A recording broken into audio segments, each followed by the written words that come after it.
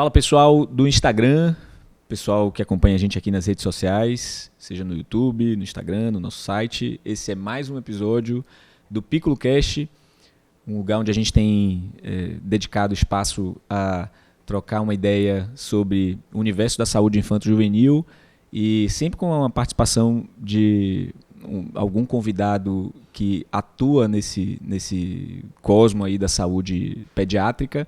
E hoje eu tenho uma imensa satisfação de receber aqui um colega que é nosso parceiro aqui da clínica e ele vai se apresentar. Eu vou deixar que ele faça as honras aí. Se apresente aí, meu amigo. Bom dia, Thiago. Tudo bom? Bom dia, pessoal.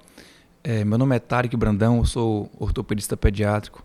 Tenho como formação a ortopedia no Hospital Cote, Martagão de Esteira, e a ortopedia pediátrica no Hospital Santa Isabel. É um enorme prazer estar aqui com vocês, fazer parte dessa equipe maravilhosa, desse projeto que está lindo. Massa, Tarek. Eu fico feliz de receber você aqui. O Piccolo Cast é um projeto que a gente está desenvolvendo para ter esse bate-papo entre as especialidades, né, entre as visões que se complementam. A gente acredita aqui na Piccolo que saúde infanto-juvenil é saúde que se complementa. A gente entende que para uma criança que precisa ser avaliada, o melhor para ela é que ela seja avaliada de uma forma ampla e integrativa. E hoje a gente vai falar um pouquinho do papel da colaboração da ortopedia infantil para a saúde infanto-juvenil. A gente encontra nos consultórios pediátricos uma demanda muitas vezes que já sai da maternidade para a gente e a porta acaba sendo na pediatria geral, né, muitas vezes. Dificilmente alguém vai procurar um especialista de cara sem antes ter sido sinalizado por um pediatra geral ou um neonatologista, por exemplo, que precisa de uma avaliação com um especialista. Então, baseado nisso e vendo as principais queixas e as principais situações num consultório de pediatria geral, eu queria saber de você o que é que você vê assim no seu consultório, na prática sua de consultório, quais são as principais doenças, as principais alterações que você encontra na indicação que necessitam aí da avaliação do ortopedista infantil? Bom, Thiago, é uma pergunta muito importante porque isso é a minha prática diária. É o meu consultório todos os dias, certo? Você falou uma coisa sobre as crianças após o nascimento e o primeiro contato com o pediatra. Bom, sempre que chega uma criança para mim com 10 dias de vida, 20 dias de vida, eu penso em duas coisas principais, que é 1. Displasia do desenvolvimento do quadril e 2. Pé torto congênito. Então, a gente até brinca no consultório, entre colegas, quando a gente vê uma criança com 10, 20 dias, a gente olha bem assim, e aí você acha que é o quê? Quadril ou pé? Entendeu? Porque é muito comum, e são patologias importantes, são patologias que eu costumo dizer sempre ao pediatra e aos pacientes o seguinte, o quanto antes a gente diagnostica essa doença e o quanto antes a gente inicia o tratamento, melhor o resultado. Então, isso é muito importante. O diagnóstico precoce e o tratamento precoce, tá certo? Então, eu tenho casos de pés tortos congênitos que, ao invés de gessos seriados ali, ao invés de fazer 8 gessos seriados, 10 gessos seriados, de tratar com 4 gessos seriados, Sim. com 5 gessos seriados. Então, isso é uma diferença enorme. Entendi. A gente pega um pé mais imaturo, a gente pega Sim. um pé de um recém-nascido até 15 dias, é um pé que vai evoluir de uma forma muito melhor. Sim. Certo? Pacientes, Thiago, que chega no consultório com 1 ano de idade, 1 ano e meio de idade, um paciente que acabou de começar a andar, é importante a avaliação nossa, principalmente para avaliarmos a angulação do joelho e os pés. Sim. Se os pés planos são normais ou não. E deixa eu te fazer uma pergunta, Tarek. Aí é uma pergunta que eu sempre faço desde que a gente começou a gravar esse podcast para todo colega, enfim, que especialmente que lida com assim segmentos mais especializados, assim, né? Que a especialidade afunila mais, assim, né? Para determinados perfis de pacientes. Você costuma dar mais diagnóstico ou desfazer mais diagnóstico de displasia, de pé torto congênito. Tudo bem, vamos lá. Pé torto congênito, às vezes, é quando você tem uma deformidade ali da articulação muito acentuada, não tem dúvida, né? Mas eu imagino que você receba muita indicação de avaliação, se aquilo é ou não, porque Sim. às vezes o cara vai no consultório com o filho e aí fala, olha, eu acho que o pé do meu filho é torto. Aí você fala, bom, vou pedir a opinião aqui do ortopedista para dar uma olhada, você fica meio na dúvida. Qual é, assim, a sua... Proporcionalmente falando, você dá mais diagnóstico, você tira mais diagnóstico? É importante também. Eu acho que a gente tira mais diagnóstico do que faz mais diagnóstico. Mas a questão justamente é essa. Quando a gente faz um diagnóstico, quando esse diagnóstico é precoce, é melhor. Sim, claro. Mas chega muito paciente com pé torto postural no nosso consultório, que a gente olha, avalia e fala bem assim, não é pé torto congênito. Sim. Fique tranquilo, não vai precisar de tratamento. Isso. Então, na verdade, a gente tem essa cultura, obviamente, de levar sempre o paciente ao especialista ou pedir uma opinião médica quando o problema está estabelecido. E, pelo que você está me dizendo, o papel do ortopedista infantil é também um papel de profilático, uma avaliação profilática postural de uma criança, que apesar de não ter uma displasia ali do quadril ou um pé torto congênito, ele precisa de uma avaliação postural porque ele pode ser orientado. Você consegue, na sua prática, fazer essas intervenções assim quando você encontra, bom, isso aqui não é uma displasia do quadril, mas sei lá, uma angulação que está um pouco acima do que é aceitável para a idade, aí a gente pode fazer esse tipo enfim, de orientação. Como é essa a sua prática? Na verdade, sempre que o paciente chega para mim no consultório por conta de uma queixa, independente da queixa, eu olho o paciente por completo. Sim. Então, isso é uma coisa que eu faço naturalmente com todos os meus pacientes. O paciente chega com queixa do pé, doutor, eu queria que você desse uma olhada no pé do meu bebê, porque eu acho que está um pouco tortinho. Eu olho o pé, olho o joelho, olho os quadris, olho a coluna, olho os membros superiores, faço todos os reflexos primitivos adequados àquela idade para poder olhar se tem presença, se tem ausência e se tem alguma assimetria, porque todos esses sinais, para mim, são importantes. Sim. Entendeu? Então, em relação aos quadris, o principal sinal que chama a atenção da mãe ou do pediatra ou deveria ser, o sinal de Peter Beide, que é o sinal da assimetria das pregas glúteas. Sim. Então, esse é o sinal mais importante que eu falo assim, não é o sinal mais importante para mim, mas é o sinal mais importante para a mãe, para o pai e para o pediatra. Porque é a partir desse sinal que vai chamar a atenção e falar assim, vou encaminhar para o ortopedista pediátrico. Aí chega para mim, eu avalio, faço principalmente o sinal de Barlow, Ortolani, entendeu? Que não é um sinal tão simples de ser feito. Por mais que você estudando é simples, mas eu vou te falar, prática, né? Mas na prática poucas pessoas tiveram o prazer ou desprazer de ter um sinal desse positivo. Sim. Entendi.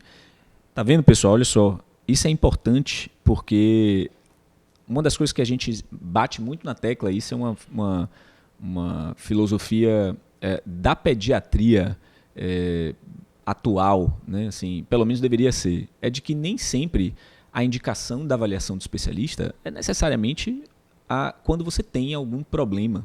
Muitas vezes você vai para o especialista para prevenir problemas, né? Essa é a medicina da modernidade, digamos assim. Na verdade, essa é a medicina de sempre, né? Mas que hoje em dia ganha uma evidência muito maior. A gente precisa se antecipar a problemas. Tarek tá dizendo aqui que uma coisa é você pegar um recém-nascido que você acabou de identificar uma displasia do desenvolvimento quadril, outra coisa é você pegar uma criança de mais de 6 meses de idade ou com um pé torto congênito, por exemplo, e que você precisa encaminhar essa criança para um ortopedista. O profissional vai ter muito mais trabalho e às vezes pode estar muito mais limitado nesse sentido, né? Não somente isso, mas eu concordo contigo, eu acho que a medicina hoje é muito mais preventiva e educativa. Sim. Entende?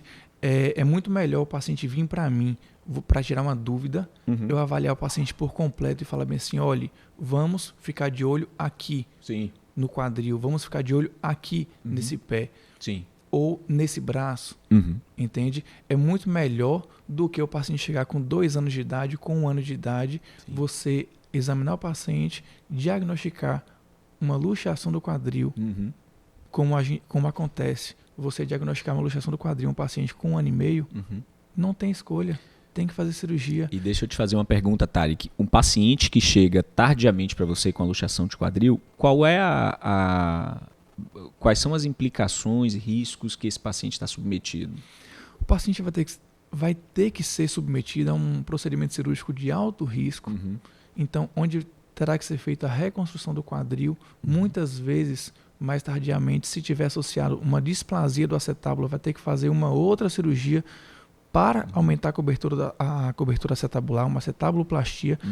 Então, assim, é um procedimento muito invasivo, um procedimento de alto risco que geralmente necessita de uma UTI de suporte no pós-operatório, entendeu? É uma cirurgia que você precisa de sangue no pós-operatório, porque é uma cirurgia que sangra.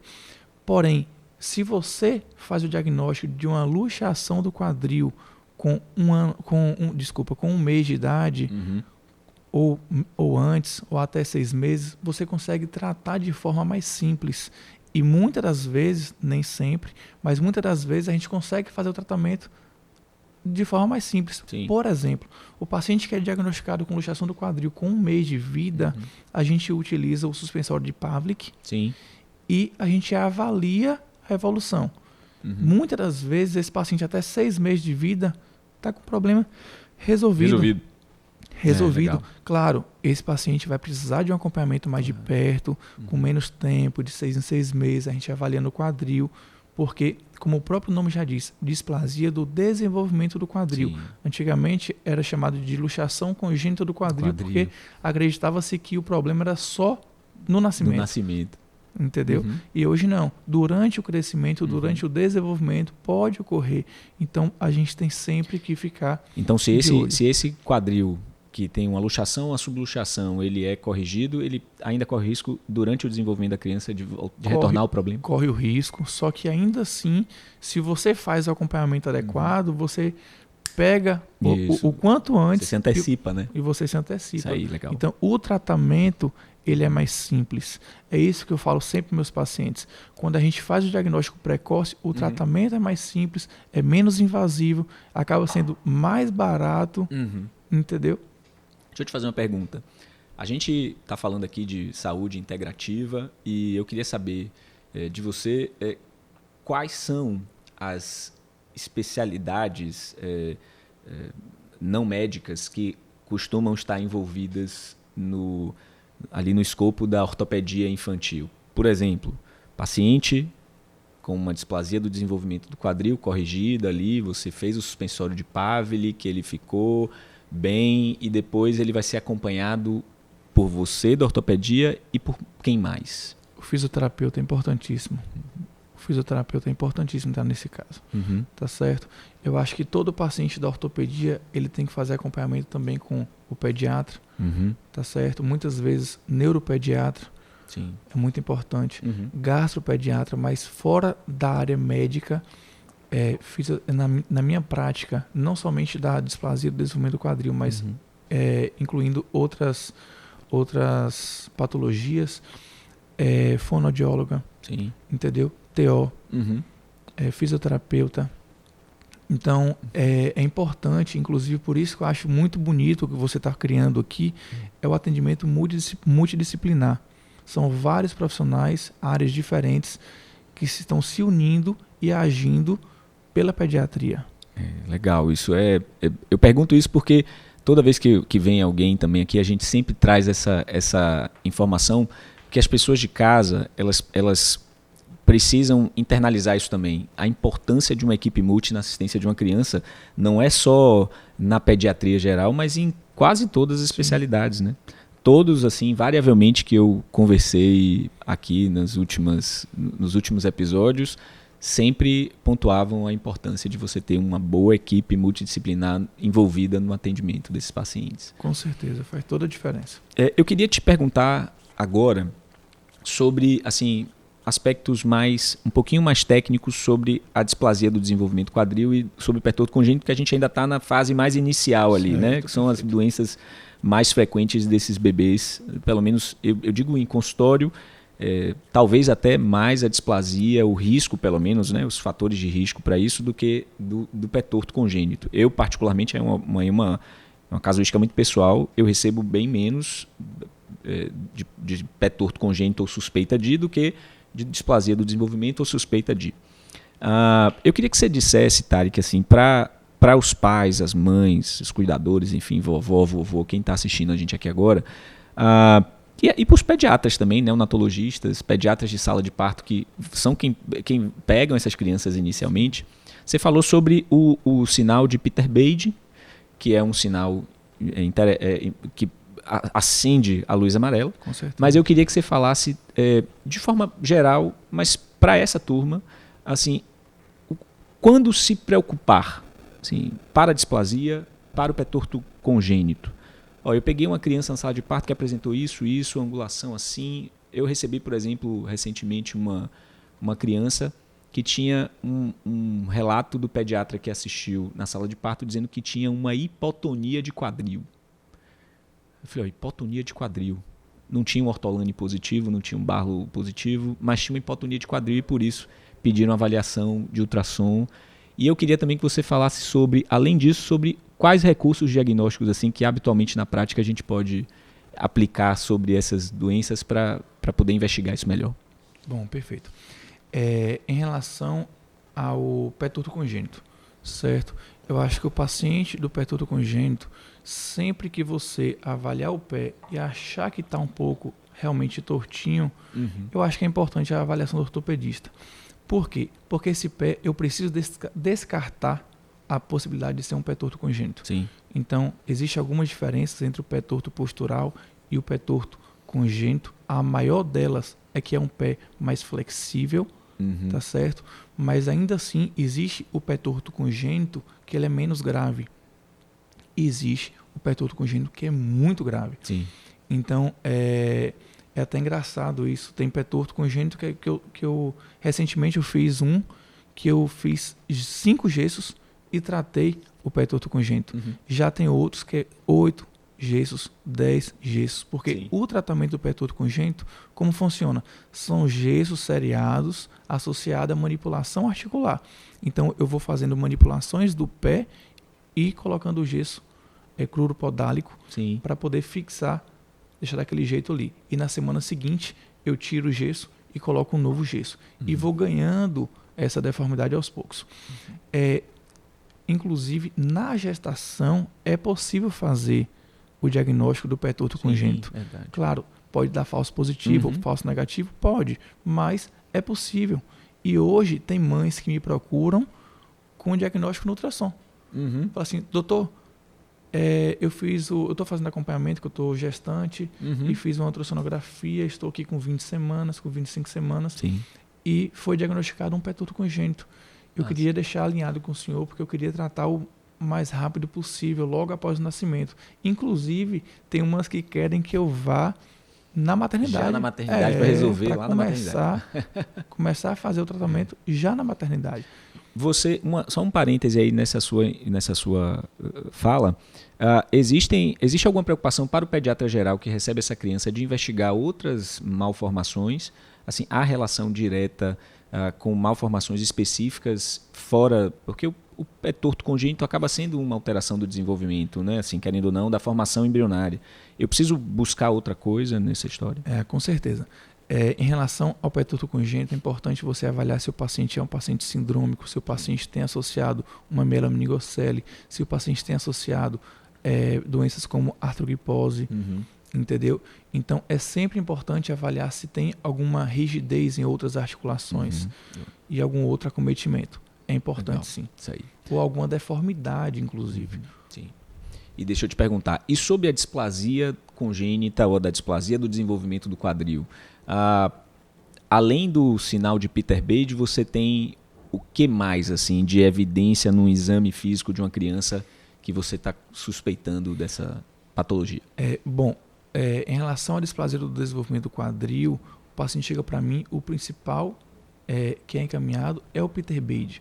Mas no meu consultório, o principal sinal até os 6 meses é o Barlow e Ortolani, né? Tá certo? O Barlow, onde eu vou tentar fazer a luxação do quadril, e Ortolani, onde eu vou recolocar o quadril, certo? Então, esses são os sinais principais até 6 meses de vida. Após 6 meses de vida, o principal sinal que tem que me chamar a atenção para um diagnóstico de displasia do desenvolvimento do quadril é o sinal de Hart positivo.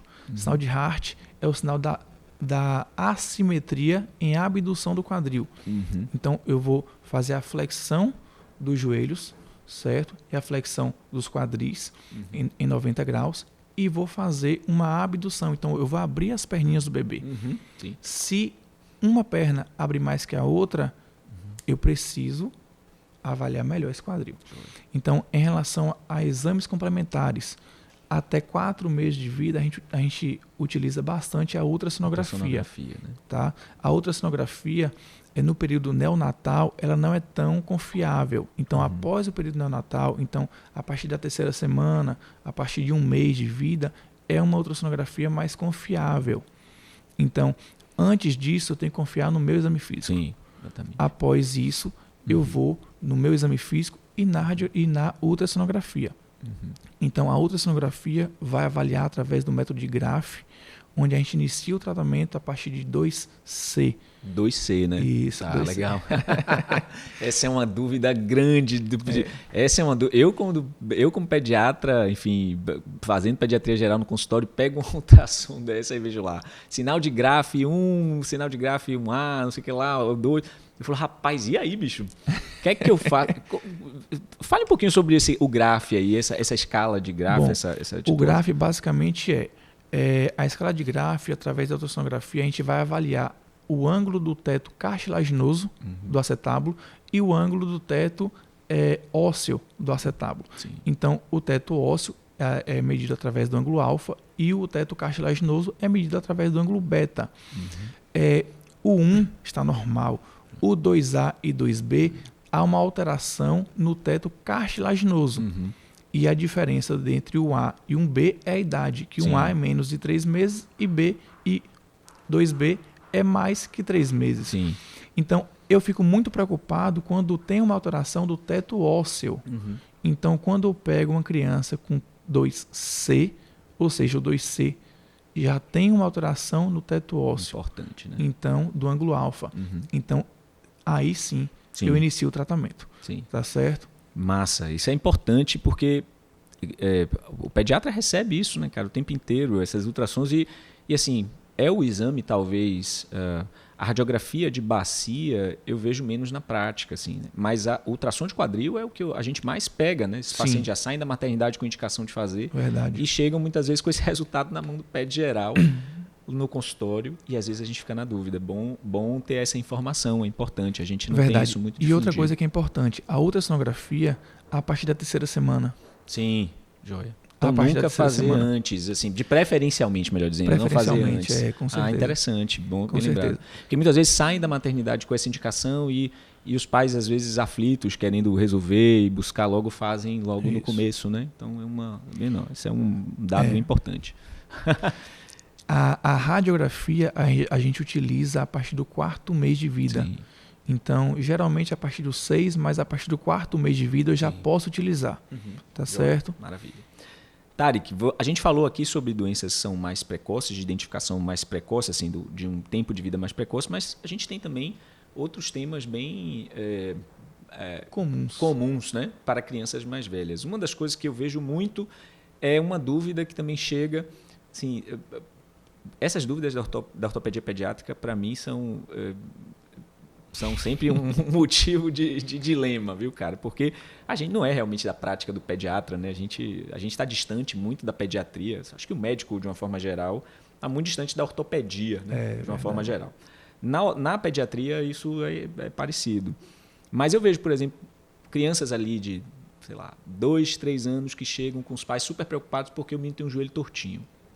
Ou o joelho está para dentro, ou o joelho está para fora. Eu queria que você falasse um pouquinho sobre essas diferenças entre quando um joelho para dentro é perigoso ou se é perigoso, se é esperado, se não é esperado, quando um joelho para fora é perigoso ou não é. Eu queria que você falasse, vamos falar um pouquinho sobre essas angulações do joelho e qual a implicação disso na vida e no desenvolvimento da marcha de uma criança e quando isso é perigoso e precisa de uma intervenção do especialista. Pronto. Tiago, vamos lá. É um tema que eu gosto bastante, porque isso é rotina demais no meu consultório. Imagino. Eu recebo muito paciente com essa queixa no consultório e é importante essa avaliação, porque a gente diferenciar o normal do anormal, a diferença pode ser muito pouco, entende? Então, de maneira geral, a criança que começa a andar com cerca de 1 ano de idade, ela vai ter joelhos varos, joelhos arqueados. Então, são os joelhos separados e tornozelos juntos. Essa é a deformidade, não diria deformidade, mas essa é a angulação normal para uma criança com 1 ano de idade. Sim. Certo? Essa criança com 1 ano e meio, 1 ano e 8 meses de vida, ela vai ter uma melhora dessa angulação. Então, os joelhos varos, joelho separado, tornozelo junto, vai haver uma melhora com cerca de 1 ano e 6, 1 ano e 8 meses. Até 1 ano e 10 eu aceito, certo? Depois que houver essa melhora, com 2 anos de idade, esse joelho vai inverter. Ele vai mudar a posição. Então, o que antes era joelho separado, tornozelo junto, agora será joelho junto, tornozelo separado. Então, a deformidade ela vai inverter. Sim. E os pais ficam, doutor, mas como assim? O joelho estava torto, melhorou e agora está entortando de novo. Então, sempre... Por isso que eu falo que a consulta ela também é educativa, porque eu sempre oriento os pais sobre a evolução natural dessas angulações de joelho. Então, com 2 anos, inicia a fase dos joelhos valgos. Às vezes, começa um pouquinho antes, mas é raro. Com 2 anos, começa. E de 3 a 4 anos de vida, essa deformidade em geno valgo vai piorar. É mesmo? Então, o joelho que já estava junto e o tornozelo estava separado, agora a criança vai piorar essa angulação. E, inclusive, muitas mães chegam para mim e falam, doutor, quando ele corre, um joelho bate no outro, eu não sei o que eu faço, ele está caindo e tudo mais. Então, assim, é normal. É normal. Mas o que a gente tem que sempre que avaliar é o que grau que está essa angulação. Essa angulação está normal? Está aceitável? Precisamos intervir ou vamos apenas observar? Entendi. Entendeu? Do ponto de vista de angulação, é um parâmetro muito objetivo, né? Você sabe ali que determinada angulação é aceitável tanto para dentro quanto para fora, né? Sim. Mas quando é que o pai e a mãe precisam se preocupar de falar, olha, quais são, por exemplo, existem sinais de alarme, por exemplo, que me fazem porque eu, por exemplo, sou pediatra geral e vou pegar um paciente desse no consultório, eu não sei quantos graus para dentro ou para fora é o que vocês entendem como um grau, como uma variação anatômica aceitável. Quando é que o meu colega pediatra geral em consultório precisa se preocupar com essas deformidades, até do ponto de vista, assim, falar, poxa, isso aqui, bati o olho, então ouvi essa história, ouvi essa queixa e tá, ortopedista imediatamente. Olha, em relação às angulações do joelho, eu acho que o principal fator que tem que preocupar o pediatra ou os pais é a assimetria. Então, a criança tem joelhos valgos, porém, um joelho está mais angulado que o outro, né? Isso aí tem que chamar atenção. Entendeu? E outra coisa, tenha sempre como parâmetro o joelho ou o tornozelo. Então, quando a deformidade for joelho afastado, tornozelo junto, o geno varo, a gente tem que avaliar qual a distância que fica um joelho do outro quando eu aproximo os tornozelos. Entendi. E o inverso também acontece. Então, nos joelhos valgos, quando eu aproximar os joelhos, os tornozelos estão afastados. Que distância é essa? É uma distância pequena? É uma distância grande? Então, isso, quando for uma distância maior, tem que chamar atenção. Entendeu? Uma coisa importante, Tiago, crianças com 1 ano e 6 meses de vida, crianças com 1 ano e 8 meses de vida, com joelhos varos, que são tornozelos juntos e joelhos separados. Isso. Quando muito grave, nós temos que ficar de olho em uma doença chamada doença de Blount. Sim, doença de Tá Blount. certo? Verdade. Isso. Doença de Blount. Então, a gente tem sempre que ter como diagnóstico diferencial doença de Blount. Sim. Temos que observar essa criança mais de perto, Sim. porque se for necessário o tratamento, a gente tem que iniciar o tratamento o quanto antes. Tá, joia. Maravilha. Isso é uma dica importantíssima, viu? Porque a gente precisa se antecipar, tá? Precisa muito se antecipar a essas condições, né? Na ortopedia pediátrica, eu sempre falo para todo mundo que quanto mais a gente antecipar, quanto mais cedo a gente diagnosticar e o mais cedo a gente iniciar o tratamento, Sim. uma chance maior de ter um bom resultado, tá certo? Sim, dessa claro. deformidade, dessa patologia. Maravilha. Então, isso é muito visto, isso é uma realidade na nossa prática Maravilha. clínica. Maravilha. Para a gente encerrar, sim, já está dando tempo aqui do nosso episódio rico. Eu adorei esse bate-papo aqui, porque são dúvidas que eu tenho certeza que todos os meus colegas que fazem pediatria geral, sem a menor sombra de dúvida, vão ter em determinado momento. Mas eu queria tocar em 2 assuntos. Eu queria sua opinião, só para a gente encerrar, para 2 assuntos. O primeiro existem... se é de fato uma probabilidade de lesão de epífise óssea quando você pega a criança, assim, existem formas seguras de se carregar uma criança para que você evite lesões em cartilagens ou em estruturas de crescimento ósseo? Eu já recebi essas perguntas algumas vezes e é uma dúvida pessoal também, assim, eu vou para a literatura para tentar achar alguma coisa, para formar uma opinião, mas eu queria saber de um especialista o quanto disso é mito ou o quanto disso de fato procede. Às vezes você vê, por exemplo, uma pessoa carregando o menino pelos braços, assim, aí todo mundo, não pegue assim não, senão o menino não vai crescer, você vai lesionar o menino, ele não vai crescer. Isso é verdade, Tarek? Então, você tocou em um assunto muito importante, que é pegar a criança pelo braço. Sim. É muito comum nas emergências ortopédicas crianças chegarem com o braço recolhido, com pronado, com o antebraço pronado, sem conseguir fazer a supinação de forma alguma, entendeu? Muito doloroso, choroso. Sim. E aí você vai conversar com a mãe, com o pai, com a babá.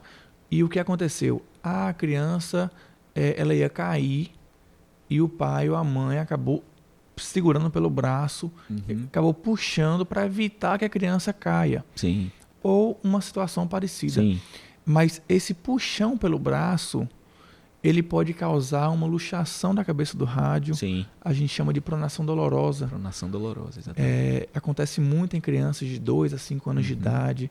Sim. E é uma coisa assim surreal. Sim. Para a família. A família chega desesperada, sem entender o que foi que aconteceu. Sim. A gente avalia no próprio exame físico e pela história clínica, a gente consegue identificar que se trata de uma pronação dolorosa. Então, muitas vezes eu peço a radiografia somente para descartarmos outras coisas, Sim, claro. como uma fratura e tudo mais. Sim. Mas é uma manobra relativamente simples para quem sabe fazer. Sim, claro. Obviamente. Porque parece simples. Simples. Parece simples para alguém que sabe fazer. Exatamente. Então você pega o braço, faz a manobra, reduz essa luxação da cabeça do rádio e fala assim, mãezinha, fica lá fora 5 minutinhos. Sim. Daqui 5 minutos entrega uma chave, entrega um celular, entrega algum objeto para a criança, e a criança volta sorridente, dando tchau. Existe alguma forma, por exemplo, muito legal. Já que é uma lesão que acaba sendo por um ímpeto de atitude, né? Muitas vezes um ímpeto de reação para você, o menino vai cair, você vai segurar o menino, mas você acabou lesionando porque existe alguma forma de prevenir isso ou não? Não, né? É melhor coisa, deixar, né? Cair. É aquela coisa, tentar segurar de uma forma diferente, não ficar puxando pelo braço, porque realmente isso pode acontecer. Sim, então é uma coisa que vai acontecer, é uma consequência natural do que... Pode acontecer. Exato. Infelizmente, eu acho que é um reflexo do pai, um reflexo da mãe. Isso é verdade mesmo. Eu acho que na hora você nem pensa, cara. Não vão nem pensar, eles não vão deixar a criança cair. Isso é verdade. Até porque se cair pode acontecer algo até pior, coisa, entendeu? Né? A gente não sabe. Então não dá para calcular sempre tudo, né? Não é sempre o risco, não tem o sentido aranha ali de você, do negócio acontecer, você pensar, assim, não, vou segurar assim, não tem como, né? E deixa eu te fazer uma outra pergunta agora para a gente de fato acabar. Nosso bate-papo de hoje foi muito rico, muito esclarecedor. A dor do crescimento. Tudo que é dor em membro inferior do menino é dor do crescimento. Por que eu estou lhe perguntando isso? Porque dor do crescimento é talvez dos conceitos mais abstratos que existem no universo infanto-juvenil. Ele existe, está lá, enfim, né? Existe do ponto de vista teórico. Se você estudar em livro, em fontes de pediatria, de ortopedia pediátrica, provavelmente você vai encontrar ele ali. Mas é curioso que é uma dor em membro inferior, né? Na maioria das vezes é uma dor referida durante a noite em membro inferior. E por que é no membro inferior? Se é dor de crescimento e a gente só não cresce as pernas, a gente cresce o corpo todo. Por que o indivíduo só vai sentir, a criança só vai sentir dor em membro inferior? Por que só de noite, que na maioria das vezes quando ela acontece? E quando é que eu preciso me atentar enquanto pediatra, inclusive pais e mães que estão em casa, que também precisam se atentar, porque recebem recorrentemente essa ideia de, olha, está doendo a perna, isso é dor do crescimento, está doendo não sei o que, está dor do crescimento. Ah, o menino está sentindo a dor. Então, já que a gente não sabe o que é dor do crescimento e ponto final. Quando é que eu preciso me atentar? E eu queria que você falasse só um pouquinho sobre essa entidade da dor do crescimento, que é uma coisa que a gente vê também muito na prática. Olha, Tiago, a dor do crescimento é algo muito comum no nosso consultório, principalmente crianças após a mudança dentária, que vai ter ali o primeiro estirão do crescimento. Então, começa nessa fase dor óssea, certo? O que eu costumo falar para meus pacientes é que a dor do crescimento é um diagnóstico de exclusão. Então, eu preciso afastar várias outras coisas para, enfim, chegar na famosa dor do crescimento. Entendeu? Sim. Então, eu preciso avaliar o membro, preciso ver se tem algum sinal flogístico, preciso ver se a criança tem alguma incapacidade na deambulação, alguma alteração na deambulação. Eu preciso afastar até tumor ósseo, claro. Entendeu?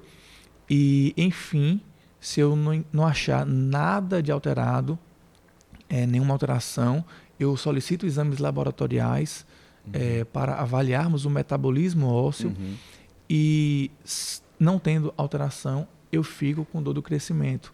Então, a dor do crescimento, você falou muito bem, as características, é uma dor que geralmente ocorre à noite, a criança brinca, pula, corre, faz tudo durante o dia, não é uma dor limitante, mas quando chega à noite, essa criança vai sentir dor, às vezes acorda de madrugada com dor, geralmente melhora com uma massagem, com pressa de água morna. Então, assim, você fez uma pergunta importante, por que nos membros inferiores? Eu acredito que seja por conta que os membros inferiores é onde recebe a carga. Sim, entendi. Então a criança corre, pula, brinca, faz tudo. E durante a noite ela sente mais dor. É muito comum a volta ali pelo joelho, nas pernas, tá certo? Chega muito paciente com dor no calcanhar, mas não é por conta da dor do crescimento. É muito comum crianças de 8 a 10 anos de idade ter dor no calcanhar por conta da osteocondrose de Sever, tá certo?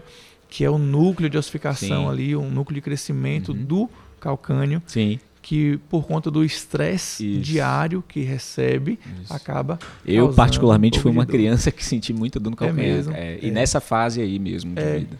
Geralmente Jogava de muita 8 a bola, não sei o quê, 10, papá, isso. e aí? E de 10 a 12 anos é muito comum no joelho, Isso. aqui na tuberosidade anterior da tíbia, sim. é muito comum a osteocondrose de Osgood Chilata. Eu só passo o filme aqui na cabeça.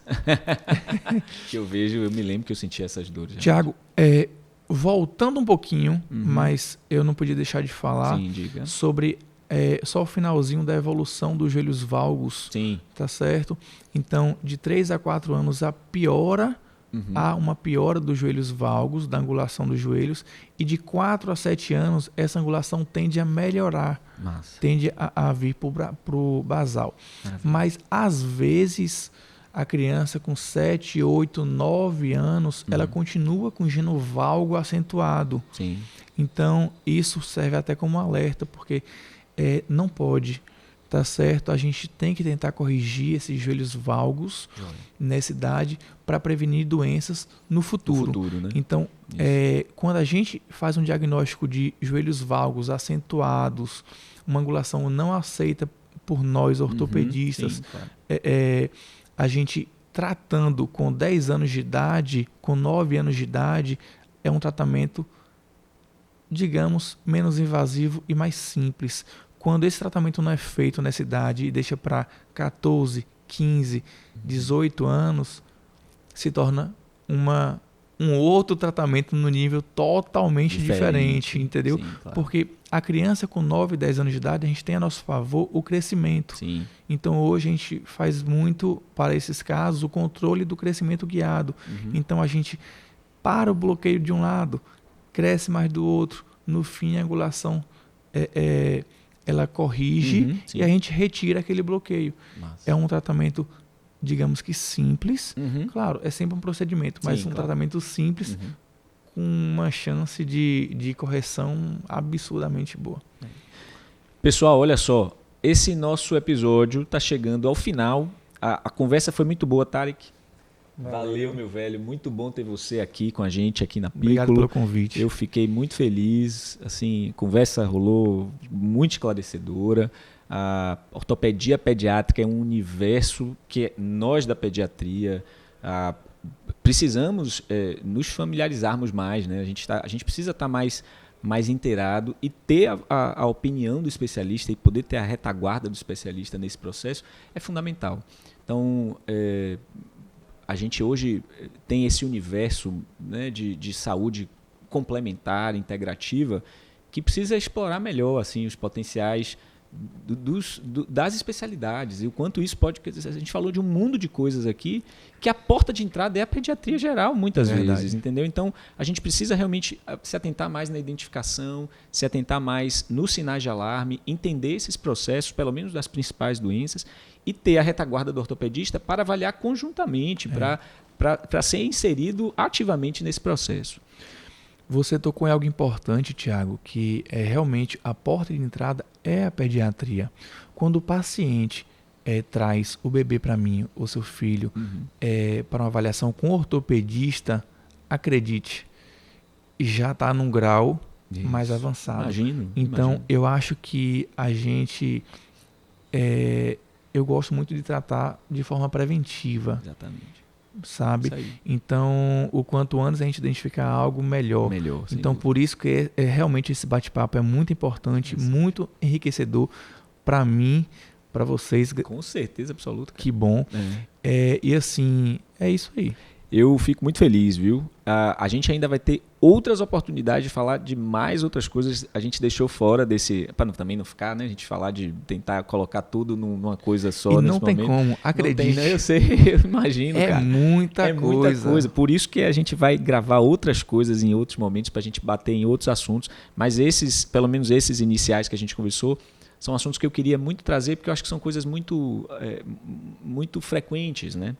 Então, se você que está assistindo a gente aí no Instagram, no YouTube, no site, enfim, aonde for, se gostou desse conteúdo, compartilhe na sua rede social, compartilhe, mande para alguém que você sabe que você está vendo uma preocupação porque o joelhinho está assim mais torto, menos torto, porque tem um pé assim assado.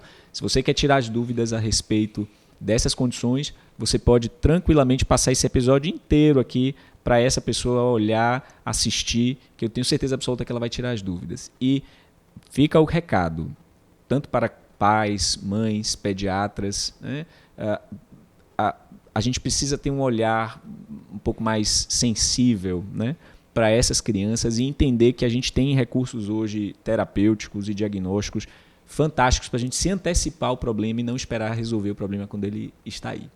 Então, eu queria agradecer, um abraço a todos vocês, até o próximo episódio e fiquem com Deus aí, um abração.